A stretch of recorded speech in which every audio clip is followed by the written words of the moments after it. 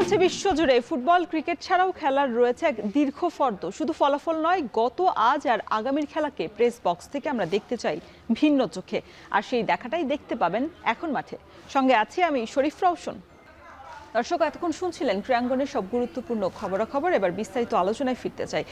Football বিশ্বকাপটা তো কালকেই সমাপ্তি ঘটেছে, তবে বিশ্বকাপের যে আজটা বা রেসটা এখনো কিন্তু রয়ে গেছে, এবং শুধু আজকে না, হয়তো বা এই এক সপ্তাহ ধরে এই রেসটা চলবে। কেন মেসি গোল্ডেন বুটটা জিততে পারলো না, কেন গোল্ডেন বলটার অধিকারী তিনি হতে পারলো না, এবং আর্জেন্টিনা আসলে আজ তারা দেশে ফিরেছে, তবে বেশ ছাদখোলা বাসেই তাদেরকে রাজকীয় সংবর্ধনাই বলা যায়। কারণ আর্জেন্টাইনরা যেভাবে আসলে তাদের জন্য অপেক্ষা করছিল বিমানবন্দর থেকে পুরো বুয়েনোস আইরেসে, আমরা দেখেছি রয়টার্সে সেই ফুটেজ আসলে সেটা উঠেছে, এবং অপরদিকে স্পেনের রাজকীয় সংবর্ধনায় মাতিয়ে তুলেছে স্পেনের ফুটবলাররা।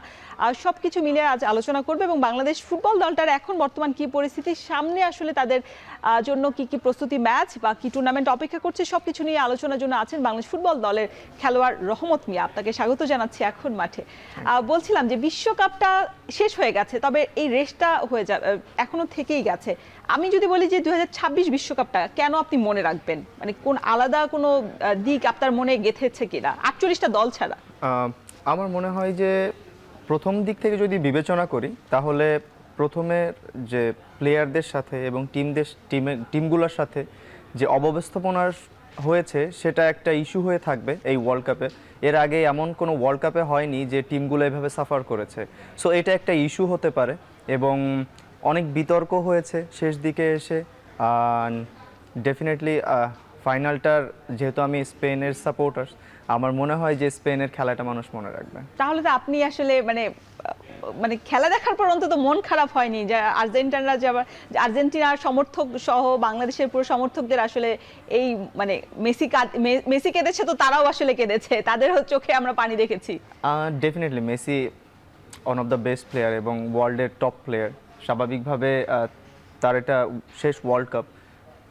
এখন যারা শেষ দিকে চলে যায়, যেমন অনেক লিজেন্ডারি প্লেয়ারের বিদায় হয়ে গেছে এই ওয়ার্ল্ড কাপটাতে।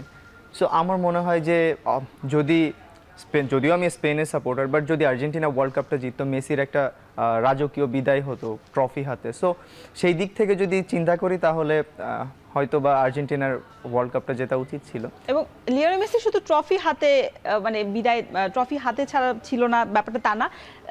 তিনি আসলে কোনো পুরস্কার এবার জিতেনি, গোল্ডেন বিশেষ করে, সিলভারে আসলে তাকে মানে সেই জায়গাটাতে শান্ত থাকতে হয়েছে। এই জায়গাটাতে আসলে গোল্ডেন বুট, গোল্ডেন বল নিয়ে একটা মানে বিতর্ক তৈরি হয়ে গেছে, যে গোল্ডেন বুটটা তো আসলে কিলিয়ান এমবাপ্পে তিনি নিজের যোগ্যতায় অর্জন করেছেন, তবে গোল্ডেন বলটা কেন লিওনেল মেসি পেলেন না, কেন রদ্রিগো যেতে হলো, এই আলাপটা করব। তবে এই আলাপটা করতে চাই যে আমরা কালকে দেখেছি স্পেন কালকে রাজুকে এক সংবর্ধনা দিয়েছে, লামিন ইয়ামাল থেকে শুরু করে রদ্রিগো বেশ আলোচনা রয়েছে। অপরদিকে আমরা দেখেছি যে মেসি এবং ডিপলকে ছাড়ে আর্জেন্টিনার ফুটবল দল দেশে ফিরেছে, এবং তারাও আসলে ছাদখোলা বাসে, যেটা আসলে সংবর্ধনা পাওয়ার কথা, কোনো অংশে কমতি ছিল না। এই বিষয়টা কেমন, যখন একজন রানার্স আপ, একটা দল রানার্স আপ হয়ে ফিরে, তাদেরকে দিয়ে আমাদের দেশের পরিস্থিতি যদি হিসেব করি, সেটা বিশ্বকাপ না অন্য কোনো টুর্নামেন্টে, তখন দেখা যায় যে খুব বেশি আলোচনায় থাকে না, বা বিতর্কটাই বেশি নেগেটিভ অ্যাসপেক্টে দেখা হয়। ডেফিনেটলি এটা আসলে আমার মনে হয় যে আর্জেন্টাইন যে ভক্তরা আছে বা সাধারণ মানুষ আছে, তারা আসলে আর্জেন্টিনা টিমকে নিজেদের ওন করে নিয়েছে, এবং তারা জয় এবং হার দুটাকেই সংবর্ধনা জানাতে শিখেছে। এবং যদিও আর্জেন্টিনা ফাইনালে জিততে পারেনি, but through out the tournament Argentina আসলে ভক্তদের মন জয় করেছে। যদি আপনি নকআউটের স্টেজ থেকে দেখেন, তাহলে প্রত্যেকটা ম্যাচ স্ট্রাগল করে আসছে এবং কামব্যাক করছে, সুপার কামব্যাক করছে, যেখানে এক্সপেক্টেডই ছিল না। লাইক যদি আমি কয়েকটা ম্যাচ হিসাব করি, বিশেষ করে ইজিপ্টের ম্যাচটা, এখানে এক্সপেকটেশনই ছিল না ভক্তদের যে আসলে এখান থেকে কামব্যাক করতে পারবে, বাট আর্জেন্টিনা দিন শেষে কামব্যাক করেছে এবং লাস্টলি তারা ফাইনাল পর্যন্ত চলে আসছে। সো আমার মনে হয় যে আসলে আর্জেন্টাইনদের এটা মানে ভালো কথাই বলতে হবে আর্জেন্টাইন ভক্তদের জন্য, কারণ তারা জয় পায়নি, কিন্তু হার হলেও প্লেয়ারদেরকে সংবর্ধনা দিচ্ছে। এটা আমার কাছে খুবই ভালো লেগেছে, এবং এটা আসলে প্লেয়ারদের বা পরবর্তীতে ভালো করার জন্য একটা মোটিভেশন হয়ে থাকবে, যে আমাদের মানুষ যারা আমাদের ভক্ত আছে, তারা আমাদেরকে হেরে যাওয়ার পরে আমাদেরকে রেখে চলে যায়নি। সো আমার মনে হয় এটা একটা খুবই ভালো উদ্যোগ ছিল।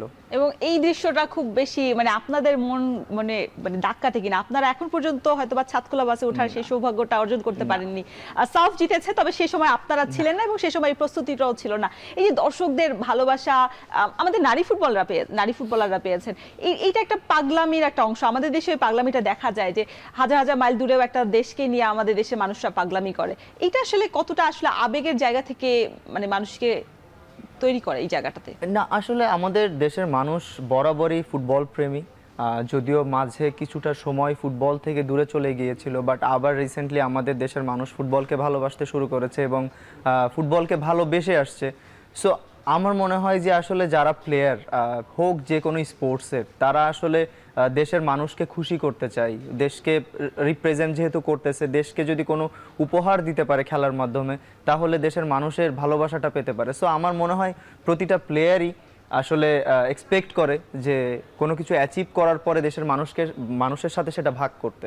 আর দেশের মানুষ যদি হয় ফুটবল প্রেমী বা স্পোর্টস প্রেমী, তাহলে আমার মনে হয় যে সেখানে মানে উপভোগটা আরো দ্বিগুণ হয়ে যায়। তবে রমত ভাই, একটা সংবাদ আমি সকাল থেকে পড়ছিলাম যে এই যে মানুষের মধ্যে এত বেশি আবেগ, সেটা কিন্তু অনেক সময় মানে হিতের বিপরীত হয়ে যায়। যেমন আমি আজকে একটা নিউজ পড়ছিলাম সকাল থেকে যে নারায়ণগঞ্জে আর্জেন্টিনা এবং স্পেনের এই ম্যাচকে কেন্দ্র করে ব্রাজিল এবং আর্জেন্টিনার সমর্থকরা আসলে সংঘর্ষে জড়িয়ে পড়ে এবং আহত হয়েছেন এবং অনেকে মৃত্যুর কোলেও ঢলে পড়েছেন এই বিশ্বকাপকে কেন্দ্র করে। এইটা আসলে বাড়াবাড়ি হয়ে যায় কিনা? আবার অনেকে বলে যে কটূক্তি করে। সো এই কটূক্তিটা তো খেলার জায়গায় খেলা থাকবে। আমার মনে হয় আসলে যুক্তি বিতর্ক এগুলা থাকবে খেলাতে। সাধারণত আপনার কেউ কোনো পছন্দের প্লেয়ার থাকতে পারে, আমার কোনো পছন্দের প্লেয়ার থাকতে পারে, বাট খেলাটাকে আসলে খেলার ভেতরেই রাখা উচিত, বাইরে পার্সোনাল ইস্যু নিয়ে না যাওয়াই উচিত। সো আমি শুধু একটাই ইস্যু না, আমি কয়েকটা প্রোগ্রাম করেছি, সেখানেও আমি আসলে মানুষের কাছে রিকোয়েস্ট করেছি, আবেদন করেছি যে আসলে খেলাটাকে খেলার জায়গাতেই রাখা উচিত। সেখানে একটা খেলার জন্য যদি কোনো মানুষের প্রাণ চলে যায়, সেই প্রাণটা তো আর ফিরে আসবে না, জীবন নষ্ট হয়ে যায়, একটা মানুষের জীবন নষ্ট হয়ে যাওয়া, একটা ফ্যামিলি নষ্ট হয়ে যাওয়া। সো আমার মনে হয় যে আসলে এই অবস্থান পর্যন্ত না যাওয়াটাই ভালো। তর্ক বিতর্ক থাকবে, পছন্দ অপছন্দ থাকবে, বাট খেলাটাকে খেলার জায়গায় রেখে আমরা এনজয় করব। আমরা যেটা বলছিলাম শুরুর দিকে যে মেসি শুধু ট্রফিটা হাতছাড়া হয়নি, তার অন্যান্য পুরস্কারও আসলে হাতছাড়া হয়েছে। শেষ পর্যন্ত আমরা দেখছিলাম যে অনেক সময় মনে হচ্ছিল যে তৃতীয় স্থান নির্ধারণী ম্যাচটা যদি ফাইনাল ম্যাচটা হতো, অনেক বেশি উত্তাপ, অনেক বেশি ভালো লাগা কাজ করতো। এক পেশে ম্যাচ আমরা দেখেছি ফাইনালে, সেই জায়গায় এমবাপ্পে দুইটা জোড়া গোল করেছেন এবং তিনি আসলে গোল্ডেন বুট নিয়েছেন। এবং সবশেষ মেসির একটা মানে আমরা পরিসংখ্যান করছিলাম, হয়তোবা লিওনেল মেসি গোল্ডেন বলটা জেতার যোগ্য দাবিদার, তবে অনেক জায়গায় ফিফার অনুযায়ী এটা হয়নি। আমরা একটু সেই পরিসংখ্যানটা দেখতে চাই, কারণ সামাজিক যোগাযোগ মাধ্যমে এর নিয়ে অনেক ঝড় হয়েছে। কেন রদ্রিগো, কেন লিওনেল মেসি নয়? খুব স্বাভাবিকভাবে লিওনেল মেসি আসলে সর্বকালের সেরা ফুটবলার। তিনি আমরা একটু দেখি পরিসংখ্যানটা, আর সেটা হচ্ছে সফল পাসের ক্ষেত্রে মাঝ মাঠের যে বিষয়টা, সেই জায়গায় আধিপত্য কিন্তু আমরা দেখছি যে রদ্রিগোরই রয়েছে। সফল পাসে তিনি 93% এবং মেসি 82%, প্রায় 10% হেরফের রয়েছে এখানে। বল রিকভারিতে দেখছি একই 93% বল রিকভারি করতে পারেন রদ্রিগো এবং 82% রয়েছে নামের পাশে মেসির। ম্যাচ কন্ট্রোলের দিকেও 82% ম্যাচ কন্ট্রোল তিনি করেছেন এবং 93% ম্যাচ কন্ট্রোল করেছেন রদ্রিগো। গোল করার সক্ষমতা লিওনেল মেসি রয়েছে 92%, এখান দিয়ে পিছিয়ে রয়েছে কারণ তিনি মাঝ মাঠে খেলে থাকেন খুব স্বাভাবিকভাবে। অ্যাসিস্টের ক্ষেত্রেও লিওনেল মেসি এগিয়ে রয়েছে 88% এবং 60% রয়েছে রদ্রিগোর। ড্রিবলিং এর ক্ষেত্রে 95% লিওনেল মেসি নামের পাশে দেখছি, 55% রয়েছে রদ্রিগোর। এরপরেও যদি আমরা একটু ট্যাকটিক্যাল সাইডগুলো একটু দেখি, আক্রমণ ভাগের যে বিষয়টা সেটাও আমরা একটু দেখতে পারি, নজরে আনলে এটাও আমাদের জন্য পরিষ্কার হয়ে যাবে। ওয়ার্ক রেট যেটা বলা হচ্ছে যে ওয়ার্ক রেটে 50% রয়েছে এবং 90% রয়েছে রদ্রিগোর। ধারাবাহিকতার ক্ষেত্রে 70% লিওনেল মেসি ছিলেন এবং 95% ছিলেন রদ্রিগো, এবং গুরুত্বপূর্ণ মুহূর্তে তিনি ভালো নিজেকে ফুটিয়ে তুলতে পারতেন। লিওনেল মেসি 90% ছিল সেই চাপটা নেওয়ার ক্ষেত্রে এবং 75% ছিল রদ্রিগোর। এই পরিসংখ্যানটার পরে আসলে মানে আপনার কি কোনো জায়গায় আসলে কনফিউশন আছে কিনা, বা আপনি আসলে কোন সাইডটাতে আগাবেন? না, আসলে যদি মেসির ক্ষেত্রে ধরা হয়, তাহলে মেসি যেহেতু attacking sided player, forward player, স্বাভাবিকভাবে গোল, অ্যাসিস্ট, গোল করার ক্ষমতা এবং ড্রিবলিং এগুলাতে স্বাভাবিকভাবেই মেসি এগিয়ে থাকবে, কারণ সে ডেফিনেটলি ফরওয়ার্ড প্লেয়ার এবং ফরওয়ার্ড প্লেয়ারের কাছে সাধারণত এই বিষয়গুলাই বেশি আসে। অপরদিকে যদি আমি রদ্রির কথা চিন্তা করি তাহলে রদ্রির ওয়ার্ক রেট থেকে শুরু করে match control, ball possession, ball passing এগুলা বেশি থাকবেই, কারণ হচ্ছে রদ্রি হচ্ছে হোল্ডিং মিডফিল্ডার, আর অ্যাজ এ হোল্ডিং মিডফিল্ডার সবসময় বল নিতে হয় এবং ডিফেন্ডিংয়ের ক্ষেত্রেও হোল্ডিং মিডফিল্ডারের ভূমিকা সব থেকে বেশি। তবে এখানে একটা বিষয়, এই পুরো ওয়ার্ল্ড কাপের টপ পারফর্মিং ডিফেন্ডিংয়ের এক নম্বরে কিন্তু রদ্রি আছে, এবং রদ্রি অ্যাজ এ এবং মিডফিল্ডার হিসেবে পাসের ক্ষেত্রেও কিন্তু তার এক নম্বরে সর্বোচ্চ আছে। রেকর্ড রয়েছে। As a midfielder, as a holding midfielder সে টপ ডিফেন্ডিংয়ে এক নম্বরে আছে। So it's huge. যদি আপনি স্পেনের কথা চিন্তা করেন যে তারা একটা গোল কেন খেয়েছে, আমার মনে হয় যে তার বেশিরভাগ কৃতিত্ব পাবে রদ্রি। কারণ হচ্ছে স্পেনের ফুল ব্যাকগুলা মোর ফরওয়ার্ডেড, বেশি রাইট ব্যাক এবং লেফট ব্যাক ওভারল্যাপ করতে থাকে। সো সেই জায়গাটা মোস্টলি কাভার করা হচ্ছে রদ্রি, এবং সেকেন্ড বলগুলো যেটা আসে স্বাভাবিকভাবে লং আসে, যেগুলা ডিফেন্ডার পাওয়ার পরে যে সেকেন্ড বলগুলো সেটা ম্যাক্সিমাম উইন করেছেও কিন্তু রদ্রি। সো যদি আপনি কম্প্যারিজনে যান তাহলে স্বাভাবিকভাবেই দেখলে মনে হবে যে ডেফিনেটলি মেসি পাওয়ার যোগ্য, এবং আমি পার্সোনালি অ্যাজ এ প্লেয়ার আমারও মনে হয় যে অ্যাটলিস্ট মেসি গোল করেছে 8টা, অ্যাসিস্ট করেছে 4টা, এবং কিছু কিছু ইম্পর্টেন্ট সময়ে ফ্রন্ট লাইনে থেকে টিমকে নিয়ে এসেছে ফাইনাল পর্যন্ত।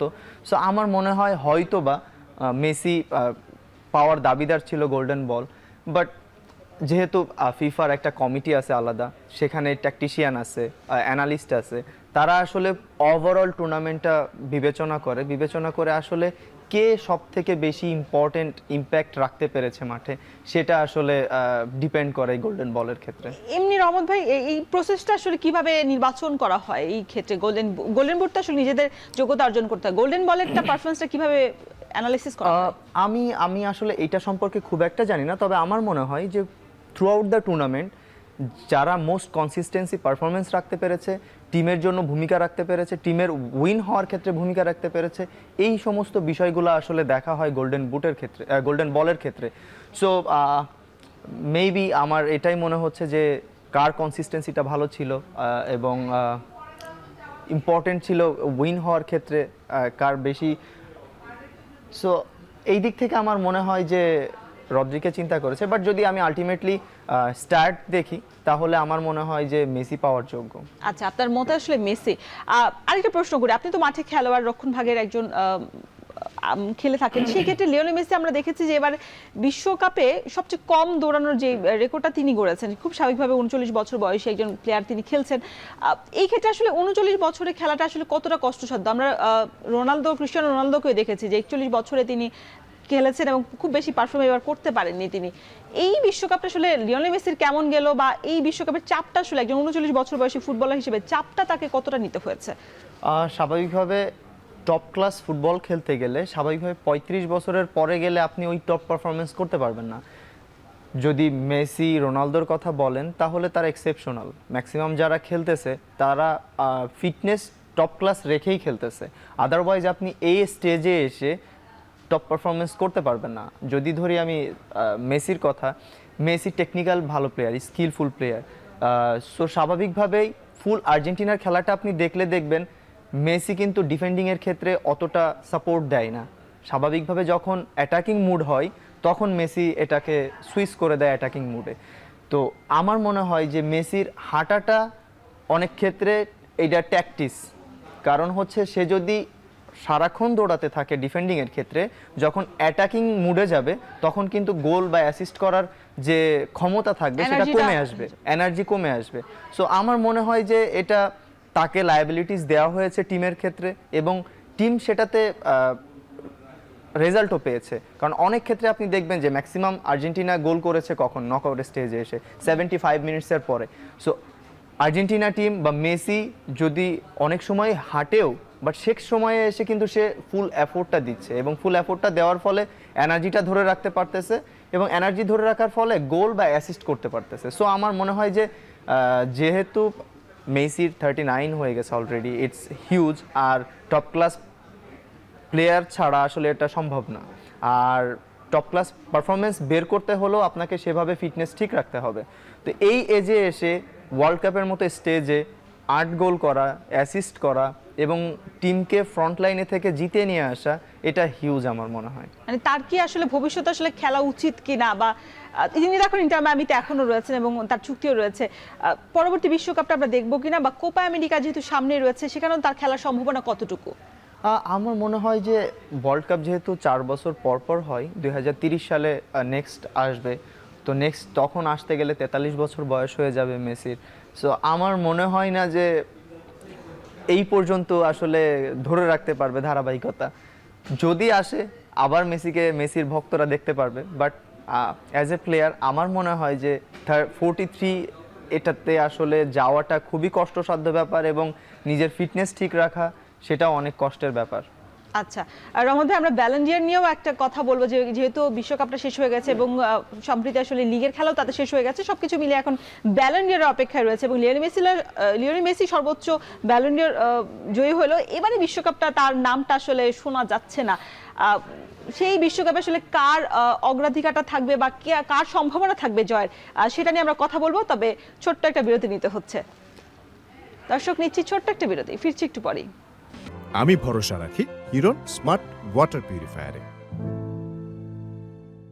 আর রহমত ভাই, আমরা যেটা কথা বলছিলাম যে বিশ্বকাপটা হাতছাড়া হয়ে গেছে, ট্রফি হাতছাড়া হয়ে গেছে, বিভিন্ন পুরস্কার হাতছাড়া হয়ে গেছে লিওনেল মেসি। তবে এরপরে ব্যালেন্ডিয়ার অক্টোবরে আসলে মাঝামাঝিতে ব্যালেন্ডিয়ারটা ঘোষণা করা হবে। ব্যালেন্ডিয়ারে এখন পর্যন্ত তার নামটা শোনা যাচ্ছে না লিওনেল মেসির। সেখানে কিলিয়ান এমবাপ্পে, অবশ্যই কিলিয়ান এমবাপ্পের নাম থাকবে, হ্যারি কেনের নাম শোনা যাচ্ছে, ওসমান দেমবেলের নাম শোনা যাচ্ছে। সবকিছু মিলে মেসি বিহীন একটা ব্যালেন্ডিয়ার আবারও হতে যাচ্ছে কিনা? যদি ওয়ার্ল্ড কাপটা আসলে আর্জেন্টিনা জিততে পারতো তাহলে দেখতেন যে নাম্বার 1-এ মেসি আছে। সো যেহেতু ওয়ার্ল্ড কাপটা জিততে পারে নাই, সেহেতু অন্যান্য যে প্লেয়ার আছে তাদের নামের তালিকাটা আসলে আসবে। তো আমার মনে হয় না যে আসলে মেসিকে ছাড়া লিস্টেড করা হবে। মেসি ডেফিনেটলি লিস্টে থাকবে, বাট পাওয়ার ক্ষেত্রে আমি বলবো যে মেবি নাও পেতে পারে। আচ্ছা, কারণ হচ্ছে যেহেতু ওয়ার্ল্ড কাপ জিতে নাই এবং গোল্ডেন বুট, গোল্ডেন বল কোনোটাই জিতে আসতে পারে নাই। সো আমার মনে হয় যে এখানে যেহেতু আলাদা কমিটি থাকে এবং ভোটের মাধ্যমে হয়ে থাকে, সো লেটস সি। রদ্রিগোর সম্ভাবনা কতটুকু রয়েছে? রদ্রি আসলে আমি রদ্রির কথাটা বলতে পারতেছি না, যদিও সে গোল্ডেন বল জয়ী হয়েছে। এখানে ক্লাবের লেভেলের কথাও আসবে, ক্লাবে কারা ভালো কনসিস্টেন্সি ছিল এবং পারফরমেন্স কারদের ভালো ছিল। শুধু ওয়ার্ল্ড কাপ বিবেচনা করেই আসলে তো ব্যালেন্ডিয়র দেওয়া হয় না, পুরো সিজনটা আসলে বিবেচনা করা হয়। সো আমার মনে হয় যে দুইটা দিকে বিবেচনা করা হবে এবং দুইটা দিক থেকে যে আসলে এগিয়ে থাকবে সেই পাবে। আমরা যদি স্টেটগুলো একটু দেখে নেই, যে লিওনেল মেসি, কারণ ক্লাব পর্যায়ে থেকে যেটা বলা হচ্ছিল যে ঘরোয়া থেকে বিশ্বকাপ, চ্যাম্পিয়ন্স লিগ সবকিছু মিলিয়ে আসলে আলোচনায় রয়েছে এইবারের এই ট্রফি ব্যালেন্ডিয়ারটা, যেহেতু বিশ্বকাপের পরপরই আসলে ব্যালেন্ডিয়ারটা ঘোষণা করা হবে, সেটা খুবই গুরুত্বপূর্ণ একটা লিসন নিশ্চয়ই থাকবে যারা আসলে যাচাই বাছাই টিমে থাকবেন। আমরা একটু দেখি, লিওনেল মেসি ইন্টার মায়ামিতে এখন আছে এবং আর্জেন্টিনা দলের হয়ে ইন্টার মায়ামির হয়ে 14টি ম্যাচ খেলেছে, গোল করেছে 12, 8 অ্যাসিস্ট রয়েছে। বিশ্বকাপে এখন পর্যন্ত তিনি এই চলতি বিশ্বকাপে 8টি গোল করেছে এবং 4 অ্যাসিস্ট রয়েছে তার নামের পাশে। এরপর যদি আমরা বাকি প্লেয়ারদের পরিসংখ্যানটা একটু দেখে নেই, সেই জায়গায় রদ্রি রয়েছে ম্যানচেস্টার সিটি এবং বর্তমানে স্পেনের সেরা খেলোয়াড়। ম্যান সিটির হয়ে তিনি 28 ম্যাচ করে 2টি মাত্র অ্যাসিস্ট করেছেন এবং বিশ্বকাপে তার 8 ম্যাচ খেলে রয়েছে, কোনো অ্যাসিস্ট বা কোনো গোল নেই এবং দলকে টেনে এবং ভালো করে আসলে চ্যাম্পিয়ন করে তিনি সেরা গোল্ডেন বলটা জিতে নিয়েছেন। পরের প্লে কার্ডটা যদি একটু দেখে নেই, ওসমান দেমবেলে রয়েছেন ফ্রান্সের, পিএসজির হয়ে তিনি খেলেছেন 40টা ম্যাচ এবং গোল করেছেন 20টি, অ্যাসিস্ট তার রয়েছে 12টি এবং ফ্রান্স দলের হয়ে তিনি 8টি ম্যাচ খেলেছেন, 5 গোল করেছেন এবং 3 অ্যাসিস্ট করেছেন তিনি। যদি পরেরটা আমরা একটু দেখতে চাই, কিলিয়ান এমবাপ্পে রয়েছেন, এইবারের বিশ্বকাপে গোল্ডেন বুট তিনি জিতেছেন, ব্যাক টু ব্যাক দুবার গোল্ডেন বুট জিতেছেন।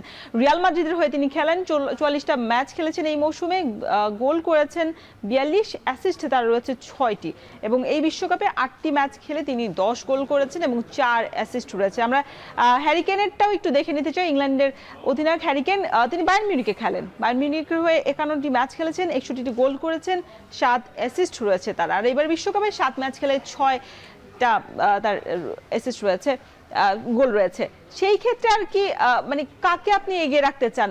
অবভিয়াসলি আমরা কিলিয়ান এমবাপ্পেকে নাম্বার 1-এ রাখতেই পারি নাকি? স্বাভাবিকভাবে আপনি কিলিয়ান এমবাপ্পেকে নাম্বার 1-এ রাখবেন। স্টার্টের দিক থেকে যদি দেখেন তাহলে Messi, Kylian Mbappe, দেমবেলে almost similar, এবং যদিও গোলের দিক থেকে ক্লাব লেভেলে এমবাপ্পে বেশি আছে, তবে আমার মনে হয় যে যেহেতু ডেমবেলেও পিএসজিতে খেলে, সো তারও সম্ভাবনা আছে, যেমন চ্যাম্পিয়ন্স লিগ জিতেছে পিএসজি। সো আমার মনে হয় যে ডেফিনেটলি দেমবেলে এমবাপ্পে এগিয়ে থাকবে। যদি মেসি, আমি তো বললাম মেসি যদি ওয়ার্ল্ড কাপটা জিততো তাহলে সবার আগে কিন্তু মেসির নামটা চলে আসতো। আর যদি বলেন যে হ্যারি কেন এবং রদ্রির কথা, তাহলে আমার মনে হয় না যে রদ্রিকে সব ফ্রন্ট লাইনে আমরা পাবো। হয়তো বা হ্যারি কেন আসতে পারে বাই সিরিয়াল। সো ডেফিনেটলি যেহেতু ফাইনালে আর্জেন্টিনা হেরেছে এবং ফ্রান্সও তৃতীয় নির্ধারণী ম্যাচে খেলেছে, সো আমার মনে হয় যে এখন তারা ইকুয়াল হয়ে গেছে। আসলে ইকুয়াল যেহেতু হয়েছে, সেখানে স্টার্টটা আসলে সামনে আসবে যে ক্লাব লেভেলে কে খেলেছে ভালো এবং চ্যাম্পিয়ন্স লিগ জিতেছে। সো আমার মনে হয় যে এই দিক থেকে মেসি একটু হয়তো বা পেছনে পড়ে যেতে পারে। আচ্ছা, এবারে বিশ্বকাপটা তো শেষ হয়েছে, আমরা প্রতিবারই দেখি যে প্রতিবারই কোনো সব বিশ্বকাপে আসলে কোনো প্লেয়ার, তারকা প্লেয়ার, তরুণ প্লেয়ার উঠে আসে। এইবার তরুণ প্লেয়ার ফিফা থেকে নির্ধারণ করা হয়েছে পাউ কুবার্সিকে, স্পেনের, এবং তিনিও লা মাসিয়াতে ইয়ামালের সাথে আসলে খেলে থাকেন। এই তরুণ ইয়ামালের তো এবার প্রথম বিশ্বকাপটা, এই ক্ষেত্রে কি কোনো মানে শঙ্কা ছিল কিনা, বা আপনারা মানে থাকে না যে দ্বিধাদ্বন্দ্ব, যে হ্যাঁ দ্বিমত হওয়া, যে না কেন লামিন ইয়ামাল নয়, কেন পাউ কুবার্সিকে দেওয়া হয়েছে, বা লামিন ইয়ামাল তো এবার ভালো শুরুটা যদিও ভালো করতে পারেনি ইনজুরি থেকে উঠে, তবে শেষ মুহূর্তে তিনি স্পেনের আক্রমণ ভাগটাকে বেশ সাপোর্টই দিয়েছে। এই জায়গাটাতে কোনো দ্বিমত রয়েছে কিনা? না, আমার পাউ কুবার্সির জন্য কোনো দ্বিমত নেই, কারণ হচ্ছে ডিফেন্ডিংয়ের এই পুরো ওয়ার্ল্ড কাপের যদি বেস্ট 4টা ডিফেন্স ধরা হয়, আমার মনে হয় যে স্পেনেরই 4টা ডিফেন্স থাকবে, কারণ তারা টপ পারফরমেন্স দিয়ে এসছে পুরো টুর্নামেন্টে। এবং পাউ কুবার্সির কথা যদি স্পেশালি বলা হয়, তার কনসিস্টেন্সিটা বেস্ট ছিল এবং প্রথম থেকে ফাইনাল অবধি বেস্ট পারফরমেন্সটা করেছে। এবং যদি বলেন যে লামিন ইয়ামালের কথা, গ্রুপ স্টেজে ইয়ামাল তেমন একটা ভালো পারফর্ম করতে পারেনি, এবং নকআউট স্টেজে এসে 32তেও সেরকমের করতে পারেনি, দেন গ্রাজুয়ালি আস্তে আস্তে পারফর্ম করেছে। ইভেন সেমিফাইনালের আগে তার কোচ বলেছে এখন পর্যন্ত লামিন ইয়ামালের বেস্ট পারফরমেন্স ভক্তরা দেখতে পায়নি, সেটা সেমিফাইনালে দেখতে পাবে। সো আমার মনে হয় যে সেমিফাইনালেও তার বেস্ট পারফরমেন্সটা আসেনি। সো আমার মনে হয় যে পাউ কুবার্সি এই উদীয়মান খেলোয়াড়ের জন্য, মানে সেরা যে উদীয়মান খেলোয়াড়টা দিয়েছে, এটা তার জন্য যোগ্য, এবং সে যোগ্যভাবেই আসলে জিতে নিয়েছে এটা। এবারের বিশ্বকাপে অন্য কোনো ফুটবলার উঠে আসার গল্প বা কোনো চোখে পড়েছে কিনা, যে হ্যাঁ এই ফুটবলারকে নিয়ে হয়তো বা সামনের যে ক্লাব মৌসুমে টানটানি পড়ে যেতে পারে? আমার চোখে পড়েনি, আপনার চোখে কি পড়েছে কিনা? একেবারে তরুণ ফ্রেশ ফুটবলার, তরুণ প্লেয়ারদের ভিতর আমি বিশেষ করে যেহেতু খেলা দেখেছি আমি স্পেনের, আপনার চোখে মনে হয় পড়েনি, এই জন্য আপনার নামটা স্বাভাবিকভাবে যারা খেলে আসছে, যেমন নিকো উইলিয়ামস চেঞ্জিং এ খেলেছে, আর যারা ভালো পারফর্ম করেছে আসলে তারা আপনার কি বলে অলরেডি তারা ক্লাব লেভেলে ভালো পারফর্ম করেছে। শুধু একটা প্লেয়ারের কথা বলবো, মরক্কোর যে মিডফিল্ডার আছে ইয়াং, আমি নামটা মনে আসতেছে না, ওর একটা ম্যাচ খেলার পরে ওর কিন্তু কত মিলিয়ন জানি টাকা বেড়ে গেছে ট্রান্সফার মার্কেটে। সো আমার মনে হয় যে ও একটা প্লেয়ার হতে পারে যে এই ওয়ার্ল্ড কাপের হয়তোবা বের হয়ে আসা হীরা। আচ্ছা, আমরা দেখলাম যে ব্রাজিল আসলে শুরুটাও খুব বেশি ভালো করেনি, শেষটাও তো একেবারে খুব মানে বাজেভাবে শেষটা হয়েছে। সেক্ষেত্রে আসলে ব্রাজিলের যে ফুটবলাররা, আমরা দেখি যে 1998 বা 2002 সালে বিশ্বকাপের জয়ের পর যেভাবে আসলে ব্রাজিল দলটাকে ওন করতো যারা খেলোয়াড় ছিলেন, এইবারে ব্রাজিলে যারা খেলেছেন বা বিগত সময় খেলছেন, তারা কি আসলে ব্রাজিল দলটাকে ওন করতে পারছেন, নাকি মানে হারের কারণটা কি? থাকে না যে কোচের কৌশলেই তো আসলে সব না। কোচের কৌশল একদিক থেকে ইম্পর্টেন্ট, ম্যাচ উইন অর লসের ক্ষেত্রে ডেফিনেটলি কোচ একটা ফ্যাক্ট, বাট আমার মনে হয়েছে যে এই ওয়ার্ল্ড কাপের শুরু থেকে ব্রাজিল টিম আসলে ওই রকমের up to the mark perform করতে পারেনি। অ্যাজ এ স্পেসিফিক যদি প্লেয়ারকে দেখেন, তো আমার মনে হয় না যে তারা আসলে টিম হিসাবে পারফর্ম করতে পেরেছে, এবং প্লেয়ার তাদের যে নামের ভার আছে সেই অনুযায়ীও পারফর্ম করতে পেরেছে। একটা সার্টেন টাইম পর্যন্ত ভিনিসিয়াস জুনিয়র ভালো পারফর্ম করেছে, বাট আমার মনে হয় যে না, যে ফুল টিমটা আসলে ভালো পারফর্ম করতে পেরেছে। সো যেহেতু এটা ফুটবল খেলা, এটা অ্যাথলেটিক্স না যে আপনি 100 মিটার স্প্রিন্টে উইন হয়ে গেলেন, সিঙ্গেলি আপনি উইন করতে পারলেন। বাট দলগত খেলাতে ইম্পর্টেন্ট হচ্ছে 11 জন প্লেয়ারেরই কনসিস্টেন্সিটা রাখা, পারফরমেন্সের ধারাবাহিকতাটা ঠিক রাখা। তো সেই দিক থেকে আমার মনে হয় যে ব্রাজিল টিমের ল্যাকিংস ছিল। এবং যদি রহমান ভাই, এটাও কি হয় কিনা যে একটা প্লেয়ারকে যখন ব্রাজিল ফুটবলে একটা মানে শুরুটা হয়, তখনই আসলে দেখা যায় যে ইউরোপের দলগুলো তাদেরকে টেনে নিয়ে যায়, সেই জায়গাটাতে কি কোনো মানে পার্থক্য হয় কিনা বা না, কোনো আসলে সমস্যা হয় কিনা?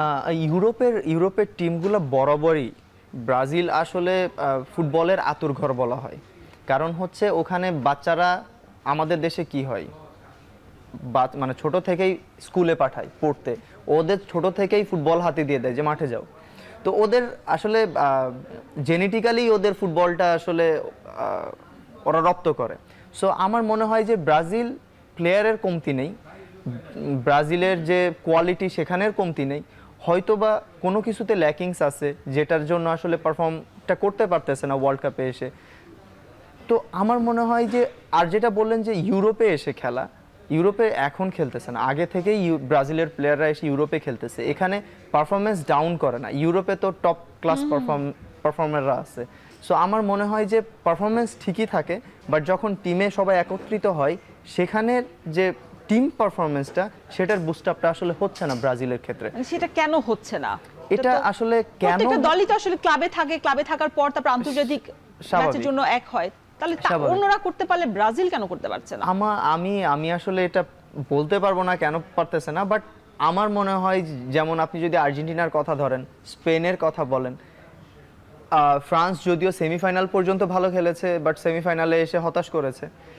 বাট এই যে টিমগুলো যারা আসলে ভালো খেলে আসতেছে, এরা কিন্তু সিঙ্গেল প্লেয়ার ডেফিনেটলি ভালো খেলতেছে, স্পেসিফিক প্লেয়ার ইন্ডিভিজুয়াল ভালো খেলতেছে, বাট তাদের পুরো টিম পারফরমেন্সটা কিন্তু অনেক ভালো, যার কারণে তারা এই ফাইনাল পর্যন্ত বা সেমিফাইনাল পর্যন্ত আসতে পেরেছে।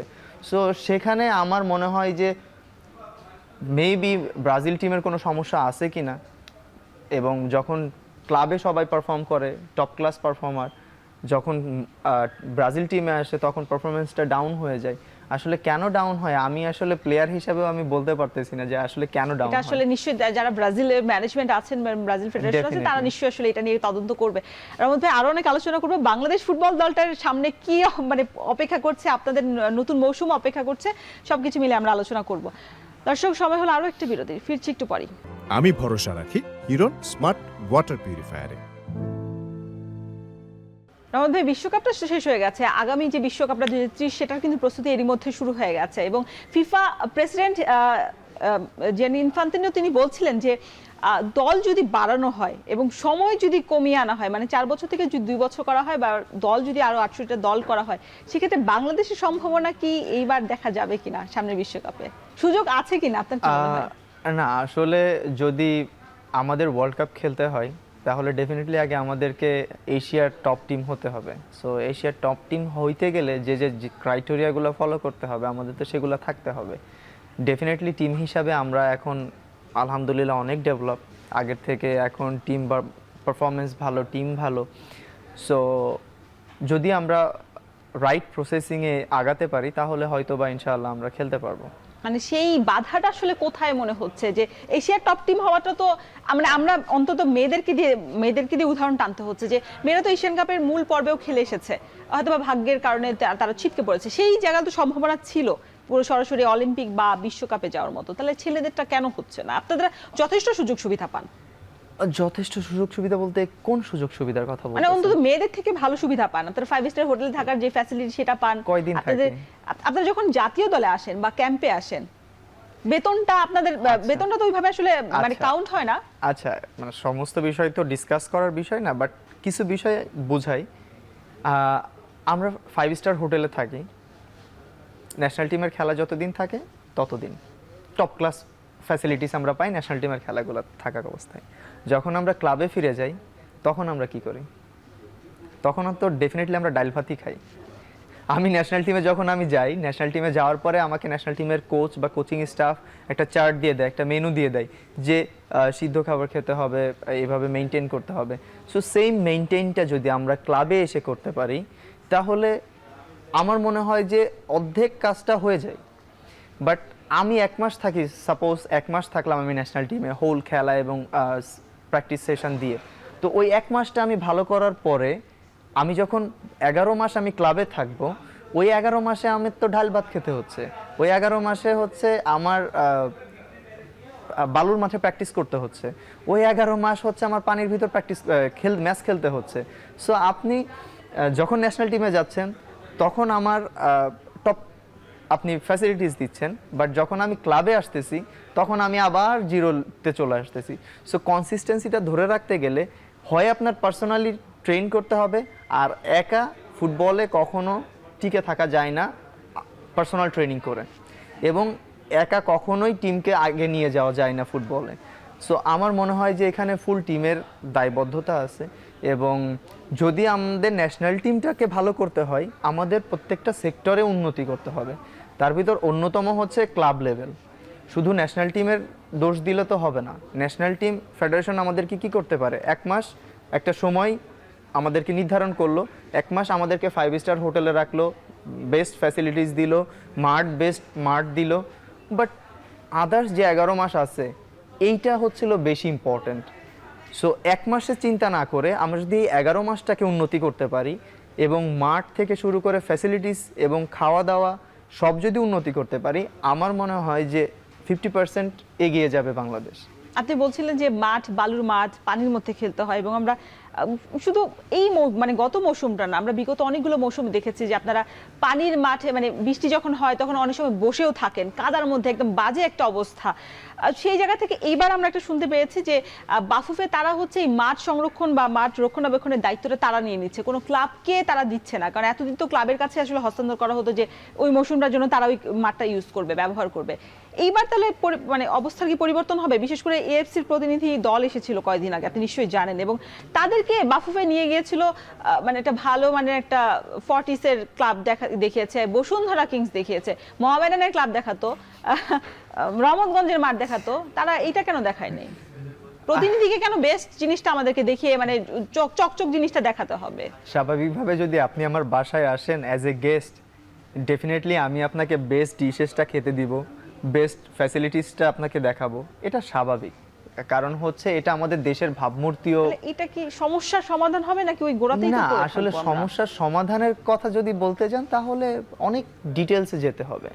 বাট যদি আপনি এই বিষয়টা নিয়ে বলি, ডেফিনেটলি আপনি আপনার দেশের ভাবমূর্তি তো নষ্ট করতে পারেন না বাইরের কারোর কাছে। সো আসলে ফেডারেশনের দায়বদ্ধতাও আছে যে আসলে ফেডারেশন কতটুক করতে পারে। ফেডারেশন যতটুক করতে পারে ততটুক চেষ্টা করতেছে।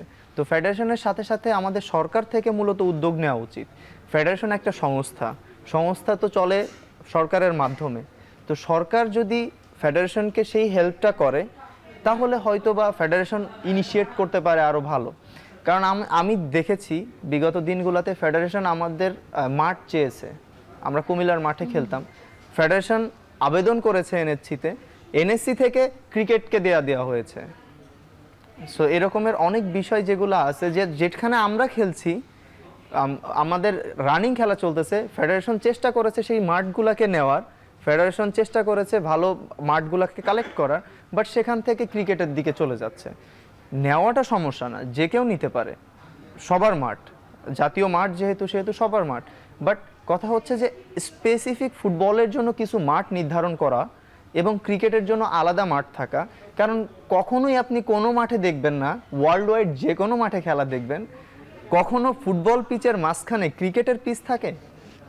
সো এটা বড় একটা ইস্যু বাংলাদেশের ক্ষেত্রে। ফেডারেশন চেষ্টা করেছে, ফেডারেশন এনএসসিতে অ্যাপ্লিকেশন করেছে যে আমাদেরকে এই মাঠগুলো দেওয়া হোক। আমরা বিগত দিনগুলোতেও খেলতে গেছি, দেখি মাঝখানে পিচ। আমরা ফুটবল খেলতেছি, আমাদের বেস্ট মাঠ ছিল 2 সিজন আগে কুমিল্লা মাঠ, বেস্ট মাঠ ছিল। সেটাকে খুব ভালোভাবে আবাহনী এবং মোহামেডান, ওটা হোম ভেন্যু ছিল, খুব ভালো সংস্কার করেছে এবং ফেডারেশনও হেল্প করেছে। বাট কথা হচ্ছে যে এত সুন্দর সংস্কার করার পরে যখন আবার আপনি মাঝখানে পিচ বসাতে যাবেন তখন তো ডেফিনেটলি আপনার ঘাস উঠাই ফেলতে হবে। আচ্ছা, যখন আপনারা সংস্কার করেছিল 2 ক্লাব, তখন পিচ ছিল না, পরবর্তীতে পিচ বসানো হয়েছে। তখন পিচ আগের পিচ থাকলেও তার উপর দিয়ে ঘাস উঠে গিয়েছিল, বাট পরবর্তীতে আবার নতুন করে পিচ বসানো হয়। সো এই বিষয়গুলা মানে কনফ্লিক্ট করে আসলে। যদিও স্পোর্টস সবাই সমান, কিন্তু কিছু কিছু ক্ষেত্রে আলাদা থাকা উচিত। আমি যদি স্বাভাবিকভাবেই আর্চারি যেখানে খেলে তাদেরও তো একটা স্পেস লাগে। সো আর্চারির মাঠে যে যদি আমি ফুটবল খেলতে শুরু করি তখন সমস্যা না। তো ক্রিকেট মাঠে যে যদি আমি আবার ফুটবল খেলি, ক্রিকেটের পিচে নষ্ট হয়ে যাবে। সেম ফুটবল মাঠে যদি ক্রিকেট পিচ আনে তখন ওইখানে প্লেয়ার ইনজুরি হওয়ার চান্সেস বেড়ে যায়। সো এই সমস্ত বিষয়গুলো আসলে মাথায় রাখা উচিত, এবং ক্রিকেট এবং ফুটবলের জন্য বা যে কোনো আলাদা আলাদা গেমের জন্য সরকার থেকে মূলত, কারণ ফেডারেশন, আমি তো বললাম ফেডারেশন একটা সংস্থাকে আসলে প্রেশারাইজ করে তার তো আলাদা কোনো আর্নিং সোর্স নাই। সো ফেডারেশনকে যদি সরকার সহায়তা করে এবং ফেডারেশনকে যদি সরকার থেকে মাঠ দেওয়া হয়, তাহলে ডেফিনেটলি ফেডারেশন সেটার নিয়ে ভালো ফ্যাসিলিটিস তৈরি করতে পারবে আমার মনে হয়। বা ক্লাবগুলোর আসলে নিজস্ব ফ্যাসিলিটি, ক্লাব একটা ফ্যাক্ট, কারণ হচ্ছে আমাদের পাশের দেশ ইন্ডিয়াতে দেখেন, প্রত্যেকটা ক্লাবের প্র্যাকটিস গ্রাউন্ড থেকে শুরু করে ম্যাচ গ্রাউন্ড আলাদা আলাদা করা, এটা ম্যান্ডেটরি। আর ক্লাব লাইসেন্সিং এর ক্ষেত্রেও এটা ইম্পর্টেন্ট এবং ম্যান্ডেটরি, যে আপনার একাডেমিক টিম থাকবে, আপনার প্র্যাকটিস গ্রাউন্ড থাকবে, আপনার ম্যাচ গ্রাউন্ড থাকবে। বাট আমাদের দেশের ক্লাবে মেবি শুধু বসুন্ধরার সেম ফ্যাসিলিটিসগুলো আছে, আর প্র্যাকটিস গ্রাউন্ড কয়েকটা টিমের আছে, তাছাড়া ম্যাক্সিমাম টিমেরই নেই। সো ক্লাব একটা ফ্যাক্ট উন্নতির ক্ষেত্রে, যদি উন্নতি করা যায় ক্লাব লেভেলে, তাহলে ন্যাশনাল টিমে আলটিমেটলি অটোমেটিক্যালি উন্নতি হবে। আচ্ছা, নতুন একটা মৌসুম শুরু হতে যাচ্ছে সেপ্টেম্বর থেকে, সেটার প্রস্তুতি কি আছে? আপনি কি পরিবর্তন করবেন কিনা মোহামেডান ছেড়ে অন্য কোনো ক্লাবে? এইটার প্রশ্নের উত্তরটা আমরা জানবো তবে বিরতির পর। দর্শক, সময় হলো আরো একটা বিরতির, ফিরছি একটু পরেই।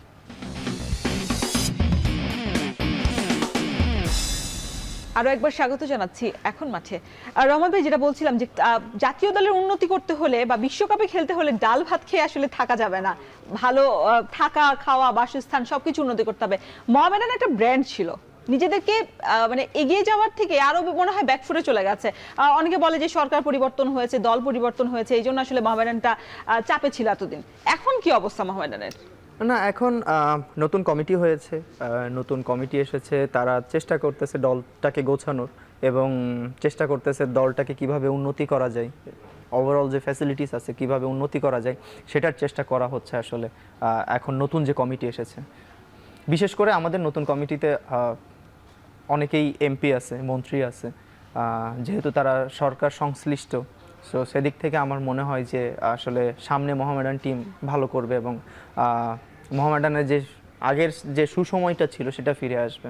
আচ্ছা, আপনারা যখন আগে কমিটি ছিলেন, অন্য একটা কমিটির কাছে ছিলেন, ওই কমিটি কি, তারা কি আপনাদের যে আগের যে পাওনাগুলো ছিল এবং আপনারা পুরস্কারও জিতেছিলেন সম্ভবত, আমি যতটুকু জানি, সেই পুরো অর্থ কি আপনাদেরকে ক্লিয়ার করেছে আগের কমিটি? আপনাকে বলে রাখি, আমি আসলে যখন চ্যাম্পিয়ন হয়েছে তখন আমি আবাহনীতে ছিলাম, তখন আমি মোহামেডানে ছিলাম না। সো আমি এটা বলতে পারবো না। তবে তারা প্রিভিয়াস যে কমিটি ছিল তারা তাদের চেষ্টা করেছে টিমকে ঠিক রাখার এবং টিমকে ব্যালেন্স কিভাবে রাখা যায় তারা সেটা চেষ্টা করেছে। আসলে প্রতিটা কমিটিই হয় আসলে ভালো করার লক্ষ্যে, কেউ তো ডেফিনেটলি খারাপ করতে চায় না। তো আসলে যে কমিটি যে রকমের চেয়েছে সেরকমের চেষ্টা করেছে ভালো করার, তো ডেফিনেটলি হয়তো বা তারা চেষ্টা করেছিল ভালো করার। আর লাস্ট সিজনের কথা যখন বললেন, আসলে যখন চ্যাম্পিয়ন হয়েছে মোহামেডান তখন আমি আবাহনীতে খেলি। আচ্ছা, অন্য দলে ছিলেন, যে কারণে আপনি আসলে সেই জায়গাটা আপনি জানেন না।